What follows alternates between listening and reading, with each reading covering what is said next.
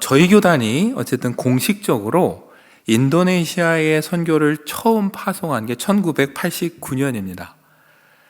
저희 교단의 공식 1호 인도네시아 선교사님은 이재정 선교사님이었어요. 정말 열심히 하셨고 모든 후배들이 존경하는 분이셨는데 안타깝게도 2020년에 그만 코로나 확진 판정을 받으시고 회복을 못하시고 돌아가셨어요. 인도네시아에서. 참 마음이 아팠고 모두가 슬퍼했습니다. 그 뒤를 이어서 두 번째로 가신 분이 김재봉 선교사님이신데, 제가 갔는데 마침 금년이 그분이 선교사 파송돼서 오신 지 딱 30주년이 되는 해였어요. 그래서 작지만 후배들과 제가 축하드리는 시간도 가졌는데, 생각해 보니까 30년이라는 시간은 상상이 안 되더라고요. 가보니까 여러분 요즘 진짜 변했어요. 한국 사람인 거 알면요 아주 웃으면서 반갑게 다가오고 종업원도 저한테 감사합니다, 안녕하세요 정도는 할 정도로, 지금은 그렇게 위상도 있고 환경이 좋았지만 30년 전에 어땠을까 생각하면 정말 이 선교사님들 고생 많으셨겠다. 그 더운 나라에서. 감사하게도 지금은 저희 교단에서 공식 파송된 선교사가 13가정입니다. 어쨌든 이제 그 후배 선교사들과 함께 열심히 사역을 해가시는데, 정말 다른 나라에서 얼마나 힘들까. 아까 말했죠. 더군다나 대부분이 이슬람입니다. 그 이슬람 문화 속에서 한국인, 그것도 그리스도인으로 살아간다라는 건 하루하루가 치열한 싸움이에요. 예. 제가 가서 느낀 게 뭐냐면은 제가 다행히 한국 시간으로 새벽 예배 시간 되면 눈이 떠져서 현지에서 3시 반이면 눈 떠 있었는데요, 조금 되면 새벽에 잠을 몰 정도로 소리가 마이크를 타고 나옵니다. 아잔이라고 하죠. 이슬람 사람들 3번 기도하는 기도문 소리가 누가 읽는데요, 온 동네가 울릴 정도로 새벽마다 크게 시작을 하는 이 속에서 그리스도인으로 살아간다는 게 얼마나 힘들었을까. 그 그리스도인의 정체성을 어떻게 지키고 살았을까. 근데 한 분 한 분 보니까 그냥 와서 열심히 하는 이유는 하나예요. 예수 그리스도의 은혜가 자기에게 너무 감사했기 때문에. 그리고 그분들에게는 세상에 제일 소중한 게 누구예요? 예수님이에요. 그 예수 그리스도에 대한 사랑과 자부심, 열정이 오늘까지 그분들이 사역할 수 있는 힘이 된 것 같아요. 그분들 보면서 빌립보 교회와 바울의 마음이 이러지 않을까, 더 이렇게 피부로 와닿는 한 주간이었습니다. 여러분, 바울이 빌립보 교회에서 계속 기도했습니다. 자기가 갇혀 있어서 비록 떨어져 있지만 자기를 기도해 주는 교회에 또 늘 감사했어요. 그렇게 서로가 서로를 도우면서 하나님의 일을 계속 해나갔던 거죠. 바울이 빌립보 교회에 편지를 쓰면서 오늘 또 한 가지 당부를 합니다. 뭐라고 당부하냐면 27절에 보니까 그리스도의 복음에 합당하게 생활하라. 제가 오늘 함께 나누는 핵심 키워드입니다. 합당하게 생활하라. 사실 대충 의미는 와닿아요. 그런데 바울이 살던 시대에 그리스 전체 그리고 빌립보 지역에서 이 말은 아주 남다른 의미를 갖고 있어요. 여러분, 이 말은요 어디서 어원이 시작됐냐면은, 여러분 그 그리스 도시국가들을 옛날에 폴리스라고 불렀습니다. 이 폴리스라는 말에서 어원이 됐어요. 그러니까 합당하게 생활하라는 다른 게 아니라요, 그대는 도시국가 시민, 폴리스의 시민답게 행동하고 살아라. 이 말이 헬라어 원어의 의미예요. 그러니까 바울이 합당하게 생활하라 이 말을 그냥 쓴 게 아니라, 딱 보니까 그 시대 그 문화 사람들이 뭐예요? 당신은 여기 폴리스의 시민답게 살아야 돼. 이때 막 하는 말을 딱 갖다가 어디에 적용해요? 교회에다가 바울이 적용한 겁니다.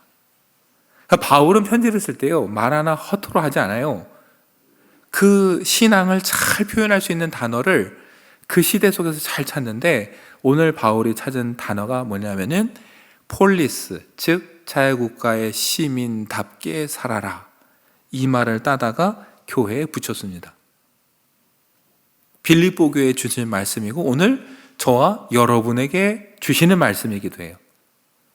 여러분, 그럼 저와 여러분에게, 그리스도인에게 시민답게 살아라 라는 이 말은 어떤 의미가 있을까요? 여러분 생각해보세요. 빌립보 교회 사람들은 지금 어디 삽니까? 빌립보에 살고 있어요. 근데 빌립보는 특이한 도시예요. 로마 황제가 충성했던 군인들이 제대할 때 그들에게 로마 시민권을 주면서 이주시켜서 세운 도시가 빌립보예요. 이들은 빌립보에 살지만 늘 마음과 생각은 어디가 있을까요? 로마에 가 있어요. 그들에게 뭐가 자랑일까요? 로마 시민이라는 자부심이 아주 강했어요. 그들에게 하는 이야기예요. 너는 시민답게 살아라. 그러니까 오늘 저와 여러분에게 적용한다면 저와 여러분은 대한민국 땅에 살고 있습니다. 그러나 우린 궁극적으로 어디에 속한 사람이죠? 하나님 나라에 속한 사람들이에요. 하나님 나라의 시민입니다. 바울이 빌립보 교회에 이 편지를 쓸 때, 그리고 오늘 저와 여러분에게 이 단어 쓸 때는 바로 그거예요. 하나님 나라의 시민답게 살아라예요. 이해되시죠? 저와 여러분이 어디 살든 무슨 일을 하든 어떤 상황에 있든지 간에 우리는 누구예요? 하나님 나라의 시민이고 하나님 나라 시민답게 살아야 돼요. 그게 바울이 빌립보 교회와 오늘 저와 여러분에게 주시는 말씀이에요. 여러분, 우리가 하나님 나라의 시민답게 살려면요, 제일 무엇부터 해야 되냐면요, 매일매일 우리가 하나님 나라의 시민이라는 기억을 하고 살아야 됩니다. 근데 우리는 가끔 안타깝게도 예배 끝나고 저 문을 열고 나서는 순간 잊어버려요. 하나님 나라의 시민인 걸 잊어버리니까 어떻게 삽니까? 세상 사람처럼 사는 거예요. 제가 요번에 갔을 때가 이슬람에서 중요한 절기가 뭐냐면 라마단입니다. 라마단이 우리 사순절하고 아주 이상하게 겹쳐요. 라마단은요, 해가 뜰 때부터 해가 질 때까지 먹으면 안 되는 시간입니다. 해가 지고 나서부터 먹어야 돼요. 제가 물어보니까 원래는 물도 안 된대요. 더운 나라에 물을 어떻게 안 먹냐 그랬더니 안 된대요. 원래는 예외가 있다면 어린아이나 임산부나 아픈 사람 정도. 대단하다는 생각이 들어요. 제가 그래서 숙소 근처에 이제 식당을 봤더니 낮에 다 문을 닫았더라고요. 커피 한 잔 사려고 했더니 잘 안 돼요. 나중에 알았어요. 라마단이라. 근데 해가 지고 나니까 불야성이에요. 사람들이 우러나서 뭐 할까요? 하루 종일 안 먹었으니까 이제 열심히 먹어요. 그래서 제가 한편으로는 저렇게 밤 돼서 열심히 먹을 거 뭐하러 하나 이런 생각도 들어요. 너무 형식주의 아닌가. 근데 선교사님이 그런 얘기 하더라고요. 그렇게 볼 수도 있지만 이 라마단마다 저렇게 하면서 뭐해요? 어린 아이들에게까지 뭘 각인시켜요? 너는 이슬람이다라는 각인시키는 거예요. 비록 저녁 때 우르르 나와서도 먹을지라도 이 절기를 지키는 기간 뭐예요? 너는 이슬람이다, 이슬람이다 각인시키는 거죠. 이렇게 생각해 보니까 여러분, 우리가 형식을 무조건 나쁘다고 할 게 아니라 가끔 형식도 중요합니다. 왜요? 그걸 통해서 내가 누구인지를 기억하는 거예요. 우리 믿음의 선조들도 그래서 뭘 만들었어요? 교회력, 절기를 만들었어요. 우리가 그래서 사순절을 보내고 있습니다. 매일매일 그렇게 살지 못하더라도 최소한 사순절만이라도 뭘 기억해요? 예수 그리스도의 희생을 기억하면서 저와 여러분이 그 예수 그리스도의 은혜로, 공로로 하나님의 자녀가 되고 하나님 나라의 시민이 되었다는 사실을 늘 기억하면서 살라는 거예요. 여러분, 그런 이 사순절만이라도 매일 저와 여러분을 위해서 죽으신 그리스도를 생각하면서 그래, 내가 그 예수 그리스도의 공로로 하나님 나라의 시민이 되었지, 이 마음 여러분 잊지 마시고 하루하루 살아갔으면 좋겠습니다. 그 시민의식이 있어야 하나님 나라 백성답게 사는 거죠. 그리고 두 번째 중요한 건 뭐냐면 여러분, 내가 하나님 나라의 시민으로서 살아가고 그걸 드러내려면은 사실 우리에게 뭐가 있어야 되냐면은 자부심이 있어야 돼요. 아까 말씀대로 가보니까 한국 사람 하면 되게 반기고 한국 하면 되게 좋게 생각해요. 그럼 어때요? 우리 대한민국 사람으로서 자부심이 생겨요. 어디 가서 한국에서 왔다고 말하는 게 자랑스러워요. 여러분 주변에서 보세요. 요즘 뭐 이런저런 멤버십 회원들 모집 많이 하잖아요. 정말 들어가기 어려운 회원 가입해서 멤버십 생기면 어때요? 은근히 사람들 자랑합니다. 그런데 하물며 세상도 그런데 정말 우리는 예수 그리스도에 대해서 자부심이 있는가라는 생각을 해봐야 돼요. 아까 말씀드렸잖아요. 선교사님들이 그 어려운 곳에서 열정적으로 일하는 이유는 하나예요. 예수 그리스도에 대한 자부심. 그들의 삶에 예수님이 가장 소중한 존재였기 때문에 여러분 그 자부심을 가지고 나가서 시민답게 살아가는 건데 여러분 우리에게는 그 그리스도에 대한 자부심이 있습니까? 세상적인 거, 세상적으로 잘 되는 건 자랑하고 우리가 자부심을 갖지만 정작 예수 그리스도에 대해서 얼마나 자부심을 갖고 자랑하고 싶은 마음이 있을까? 여러분 자부심이 없고 자랑스럽지 않으면 금방 바꾸는 거예요. 저와 여러분이 세상에서 세상과 쉽게 타협하고 변한다면 세상이 더 좋아서예요. 그 말은 다른 말로 뭐예요?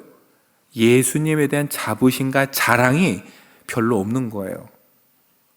여러분 소중하게 생각하는 거 한번 생각해보세요. 쉽게 바꾸시겠어요? 안 바꿉니다.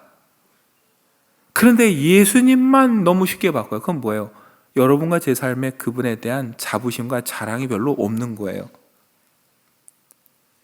그러니 여러분 우리에게 정말 예수님은 어떤 분인가 한번 기억하면서 우리를 위해 목숨까지 주신 그 예수님이 정말 우리에게 가장 자랑이고 소중한 분임을 기억하고 그래서 그 주님의 은혜로 시민 됐음을 우리가 정말 소중히 여기고 자랑해야 되는 겁니다.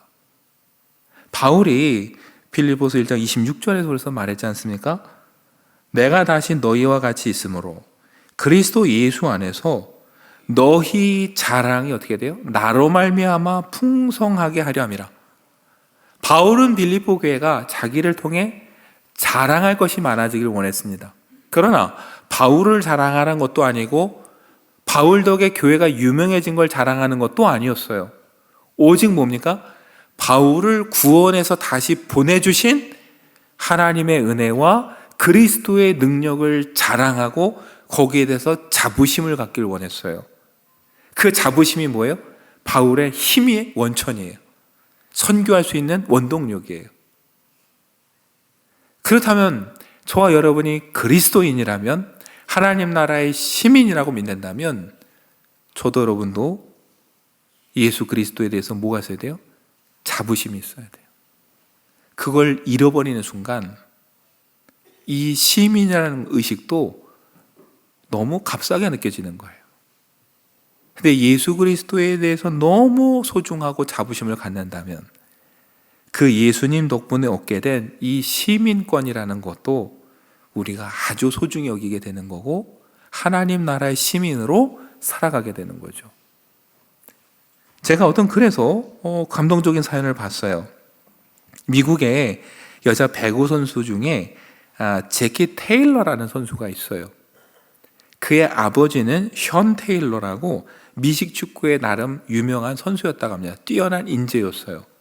안타깝게도 24살에 집에 침입한 괴한의 총에 맞아 죽었습니다. 이때 그 딸이 한 18개월 됐다고 해요. 아버지에 대한 기억도 별로 없어요. 그런데 왜 이 글에 그 사연이 나왔냐면은 그럼에도 불구하고 이 딸은 가족을 지키기 위해 애썼던 아버지에 대한 자부심과 자랑, 그 아버지에 대한 존경심이 있어요. 그래서 이 딸은 자기가 배구 선수로 뛰는 동안 등번호를 아버지가 선수 때 달았던 등번호 21번을 뛰고 다녀요. 그 번호를 보면서 뭘 생각해요? 자기를 위해 희생한 아버지를 기억하고 아버지에 대한 자랑과 자부심을 가지고 아버지의 이름을 등에 달고 뭐예요? 선수로 뛰는 거예요. 아버지의 명예를 위해서. 그렇다면 저와 여러분은 어떻습니까?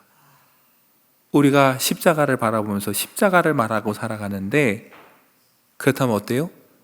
그 십자가에서 우리를 구원하신 그 주님의 은혜를 우리가 귀하게 여기고, 오늘도 그 십자가를 통해 뭐예요? 주님의 은혜를 기억하면서 여러분과 제가 자부심을 가지고 하나님 나라의 시민으로서 살아가야 되는 거예요. 그리고 여러분, 우리가 세 번째 기억할 건, 하나님 나라의 시민으로 살아간다는 건 세상 사람들에게 본을 보여줘야 될 책임이 또한 있다는 겁니다. 아까 말씀드렸죠? 빌립보에 로마 시민들이 살았어요. 그 로마 시민권은 특권이자 권리이고 명예고 자랑이었어요. 저도 여러분도 그렇습니다. 예수 그리스도를 통해 구원을 얻은 건 이건 기쁨이고 감사하고 자랑할 일이에요. 그런데 그 빌립보의 시민들에게는 또 하나 책임이 있었어요. 뭐냐면은 빌립보라는 도시에 접해 있는 그 밖에 있는 사람들, 그 시대 사람들 표현으로 하면 야만인들에게 자유도시국가의 시민은 이런 모습이다라는 걸 보여줘야 되는 책임이 있었어요. 그러니까 시민은 뭐예요? 특권이자 권위고 자랑인 동시에 뭐예요? 다른 이들에게 시민은 이런 모습 사람이야 라고 보여줄 책임이 있는 거죠. 그렇다면 저도 여러분도 어떻습니까? 하나님 나라의 시민으로서 세상 사람들에게 하나님 나라 사람들은 다르다라는 걸 보여줄 책임이 우리에게 주어진 거예요. 아까 제가 선교사님들 말씀드렸잖아요. 선교사님들은 매 순간 모든 일 하나하나 조심해요. 이유는 하나입니다. 본인이 잘못하면 한 사람의 문제가 아니라 그 한 사람을 보면서, 첫째는 한국이란 나라에 대해서 안 좋게 말할까 봐 선교사님들은 뭘 하나 해도 조심스러워요. 또 하나, 본인들이 뭘 잘못하면은 하나님의 영광을 가릴까 싶고 다른 선교사님들까지 욕먹을까 봐 저와 여러분 같으면 쉽게 할 일도 한 번 더 생각을 해보고 일을 합니다.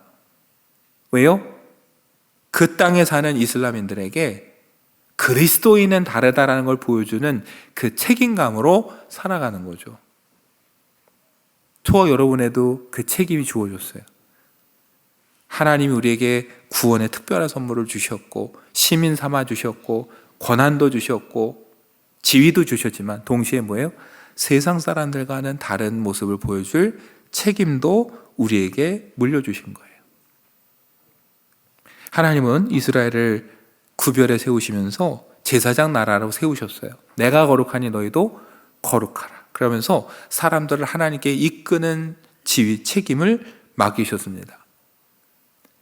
그 하나님께서 미가 선지자를 통해서 말씀하셨어요. 미가서 6장 8절에 보면 너 사람아 무엇이 착한 일인지를 주님께서 이미 말씀하셨다.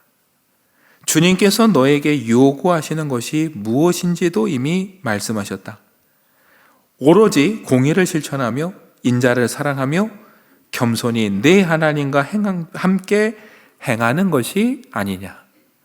여러분, 공의를 실천하고 사람을 사랑하고 섬기며 하나님을 가까이 하는 것이 뭐예요? 그것이 하나님이 원하시는 착한 일이고 하나님이 요구하시는 거라는 거예요. 그걸 통해 세상에 하나님을 드러내라는 거죠. 바울은 믿음의 아들이자 교회 지도자였던 디모데에게 이렇게 편지를 썼습니다. 디모데전서 4장 12절에 아무도 그대가 젊다고 해서 그대를 업신여기지 못하게 하십시오. 도리어 그대는 말과 행실과 사랑과 믿음과 순결에 있어서 믿는 이들의 본이 되십시오. 디모데가 교회 지도자는 조금 젊었던 것 같아요. 바울은 말합니다. 나이가 어리다고 업신여기지 못하게 해라. 근데 여러분 무엇으로요? 본이 되어서 말과 행실과 사랑과 믿음과 순결에 있어서 본이 되는 모습을 보여서 교회 안에서 지도자로서 권위를 세우라는 거예요. 나이가 중요한 게 아니라는 거예요. 여러분, 저도 여러분도 마찬가지입니다. 교회 안에서뿐만 아니라 교회 밖으로도 하나님 나라의 시민은 어떤 사람인가를 보여줘야 될 책임이 있어요. 왜요? 주님을 높이기 위해서, 주님께 사람들을 이끌기 위해서. 저와 여러분이 세상과 구별 안 되고 세상 사람들이 보기에 별 차이 없으면 그들은 저와 여러분에게 아무 관심이 없습니다. 하나님께 관심이 없습니다. 그러나 저와 여러분이 다른 모습을 보여줄 때 저 사람들은 왜 저렇게 살까? 저 사람들이 믿고 말하는 하나님은 어떤 분일까? 생각하게 되는 것이죠. 그러니 여러분, 저와 여러분에겐 시민으로서 권한도 하나님께서 은혜도 주셨지만 책임도 주셨다라는 걸 기억하면 좋겠습니다. 그리고 오늘 바울은 마지막으로 이렇게 얘기를 합니다. 27절 후반부부터 28절에 보면 내가 너희에게 가보나 떠나 있으나 너희가 한 마음으로 서서 한 뜻으로 복음의 신학을 위하여 협력하는 것과 28절에 무슨 일에든지 대적하는 자들 때문에 두려워하지 아니하는 이 일을 뭐래요? 듣고자 함이라 그랬어요. 그러니까 바울의 말은 이런 얘기예요. 여러분들 복음에 합당하게 살아가십시오. 하나님 나라의 시민답게 살아가십시오. 그래서 여러분들이 그렇게 잘 살아가서 내가 비록 이렇게 떨어져 있지만 사람들 통해 여러분들에 대한 소식을 들을 때 여러분들이 한 마음 한 뜻으로 어떻게 해요? 서로 협력하고 있고 어떠한 대적자들 앞에서도 두려워하지 않고 믿음을 지킨다는 뭐예요? 소식을 내가 들었으면 좋겠습니다. 그 얘기예요. 그렇게 보면 여러분, 합당하게 산다라는 건 어떤 뜻이에요? 서로 협력해서 어떠한 시련 앞에서도 여러분 두려워하지 않고 담대하게 나가는 게 이게 하나님 나라의 시민으로서의 모습이라는 거예요. 여러분, 누가 그렇게 살았습니까? 바울이 그렇게 살았어요. 그래서 빌립보서 1장 20절에 이렇게 말했습니다. 나의 간절한 기대와 소망을 따라 아무 일에든지 부끄러워하지 아니하고 지금도 전과 같이 온전히 담대하여 살든지 죽든지 내 몸에서 그리스도가 존귀하게 되게 하려 하나니. 여러분, 바울의 간절한 소망은 하나예요. 자기를 통해 그리스도가 높여지는 거예요. 그렇게 하기 위해서 바울은 내가 이 감옥에서 나가겠다고 비굴하게 말하고 행동하고 생각은 없다라는 거예요. 내가 여기서 죽을지언정 어떻게 해요? 담대하게 두려워하지 않는 마음으로 나가서 주님을 높이는 게 자기의 간절한 기대와 소망이라 했습니다. 여러분과 저도 마찬가지입니다. 우리가 소중하게 생각하는 게 있으면 용감해져요. 그걸 지키기 위해서. 그리스도가 우리의 자랑이요 내 가장 소중하다라고 판단할 때 주님이 주신 이 하나님 나라의 시민권도 소중해지는 거예요. 그걸 지키기 위해서 우리는 때로 용감해질 수 있는 겁니다. 그걸 하찮게 여기면 그 시민권도 하찮게 여기고 하찮게 행동할 뿐이에요. 그런 여러분, 이 사순절만이라도 우리가 그리스도를 통해서 우리에게 주신 그 하나님의 은혜를 정말 소중히 생각하면서 하나님 나라의 시민답게 살아가면서 그리고 세상 사람들 앞에 그 그리스도의 은혜를 드러내는 일에 부끄러워하거나 두려워하지 않고 담대함으로 나가서 여러분과 제가 당당하게 그 소중한 것을 선포하고 전할 수 있는 그런 사순절 되기를 간절히 축원합니다.